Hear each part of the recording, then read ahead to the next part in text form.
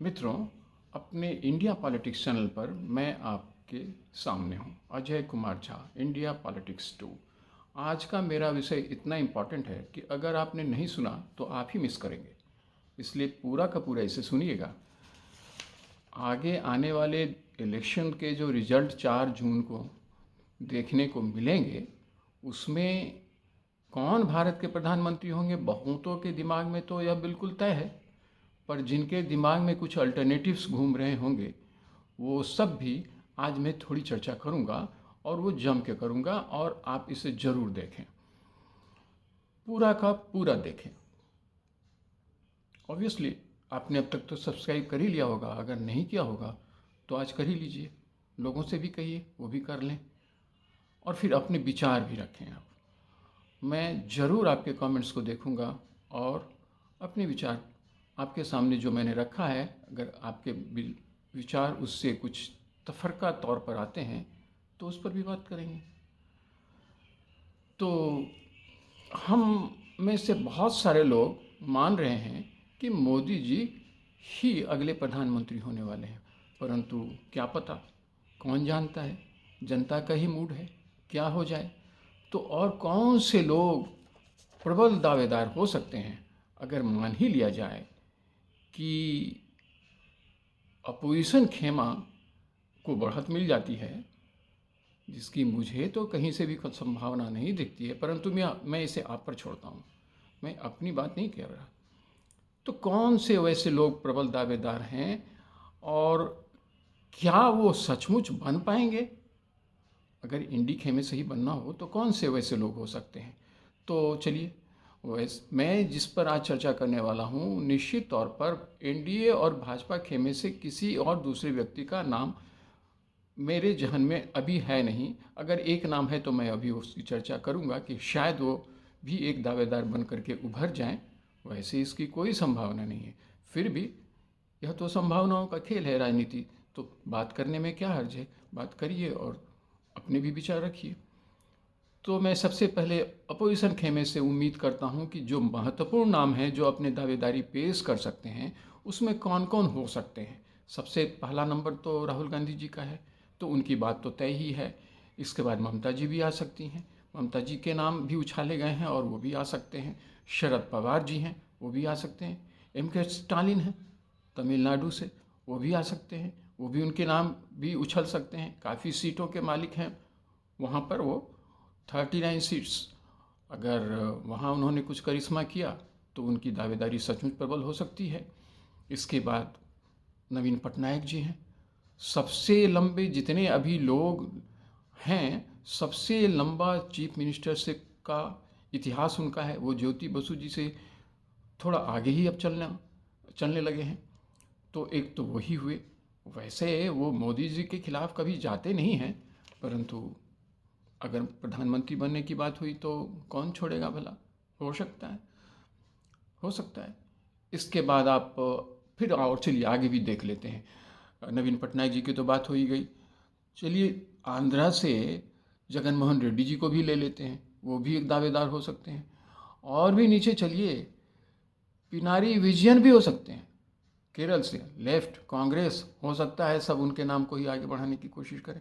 यह सब बिल्कुल इम्प्रोबेबल हैं, फिर भी प्रोबेबिलिटी के जो भी चांसेस हैं उसको लेते हुए मैं आपसे बात अपनी रख रहा हूँ। अखिलेश यादव जी हैं, हाँ बिल्कुल वो भी हैं। उद्धव ठाकरे जी हैं, उद्धव ठाकरे जी भी एक नाम के रूप में उछल सकते हैं। और जो अरविंद केजरीवाल को भूल जाए, वो तो सब कुछ भूल गया। भले ही अभी वो दुर्दिन में चल रहे हैं, परंतु यह राजनीति है, उनके नाम भी उछल सकते हैं आने वाले दिनों में। और बात रह गई एनडीए खेमे की, तो एनडीए खेमे से तो ऐसा कोई नाम हो ही नहीं सकता है, इसलिए उस पर चर्चा ही नहीं करना है। परंतु अगर कुछ ऐसा ही हो जाए तो नीतीश कुमार जी ही पीछे क्यों रहेंगे, उनके नाम भी उछल सकते हैं। तो चलिए उनकी भी चर्चा कर लेंगे। अब ऐसे में क्या लगता है, अब मैं शुरू से आपको अपनी बात रखता हूँ। मोदी जी की बात मैं सबसे अंत में करूँगा, सबसे पहले बाकी लोगों से शुरू करता हूँ। राहुल जी की भी बात मैं बाद में करूँगा। अब मैं सबसे पहले ममता बनर्जी जी से शुरू करती हूँ, ममता दीदी जी से शुरू करता हूँ। ये 69 वर्ष की हैं और 3 बार वेस्ट बंगाल की मुख्यमंत्री रह चुकी हैं और अभी भी हैं और काफ़ी मजबूती से चल रही हैं। शरद पवार जी हैं, 83 वर्ष के हैं, 83, और 3 बार वो भी चीफ मिनिस्टर रह चुके हैं। वो महाराष्ट्र के करीब करीब 12 साल से ऊपर ही रह चुके हैं। अखिलेश जी हैं, 50 वर्ष के, यंग लोगों में से एक अखिलेश जी हैं, 50 वर्ष के, 1 बार वो मुख्यमंत्री रह चुके हैं उत्तर प्रदेश के। उद्धव ठाकरे जी हैं, दिखते तो बड़े यंग हैं परंतु उनका एज भी कोई ज़्यादा नहीं है, 63 है, 63 उनका एज जो रिकॉर्ड में हम लोगों ने देखा है और वही है। M.K. स्टालिन साहब हैं, दिखते बड़े यंग हैं परंतु 71 ईयर्स के हैं। वैसे इनके पिताजी तो कईयन बार मुख्यमंत्री बन चुके थे तमिलनाडु के। उनका इतिहास भी निराला है बेहिसाब और उन्होंने काम भी बहुत कुछ किया तमिलनाडु के लिए और इसी का नतीजा था, उनका ही नहीं, जयललिता जी भी थीं, दोनों ने मिलकर के तमिलनाडु की इकोनॉमी को काफ़ी मजबूत किया था। तो और आज सेकंड नंबर पर था, अभी थोड़ा पिछड़ा है यूपी से, अलग बात है, लेकिन आज की दौर में भी वो तीसरे नंबर पर है और बहुत मार्जिनल तरीके से यूपी से थोड़ा पीछे है और अब आगे का नहीं जानते हैं क्या हो सकता है। और जहाँ तक हमने बताया ही आपको कि नवीन पटनायक जी हैं, 77 वर्ष के हैं, 77 ईयर्स, वो 5 टाइम्स मुख्यमंत्री रह चुके हैं, 5 बार, और कुल मिलाकर के आप कहिए तो 24 वर्ष से ऊपर अब वो इंटर करने वाले हैं चीफ मिनिस्टरशिप में अपने। बहुत लंबा इतिहास है। ज्योति बसु जी को वो अब लगता है पार ही कर चुके हैं। अरविंद केजरीवाल जी भी 55 ईयर्स के हैं, बहुत सारी परेशानियों में भी पड़े हैं, अलग बात है, 2 बार वो भी मुख्यमंत्री रह चुके हैं। अब ऐसे ऐसे लोग हैं और वहाँ पर मोदी जी हैं जो बस जो सबसे ज़्यादा चर्चित हैं, पूरे दुनिया में सबसे ज़्यादा मशहूर राजनयिकों में भी ज़्यादा मशहूर हैं, वो हैं। अपने देश में सबसे ज़्यादा पॉपुलर हैं, जितने ओपिनियन पोल्स आ रहे हैं उस सब में सबसे ज़्यादा पॉपुलर हैं। और मोदी जी भी अब 73 के होने को चले हैं, 73 टच करेंगे या उसी आसपास, हाँ, भी 73 हुए नहीं होंगे हमारे ख्याल से। 2 बार वो भी चीफ मिनिस्टर रह चुके हैं,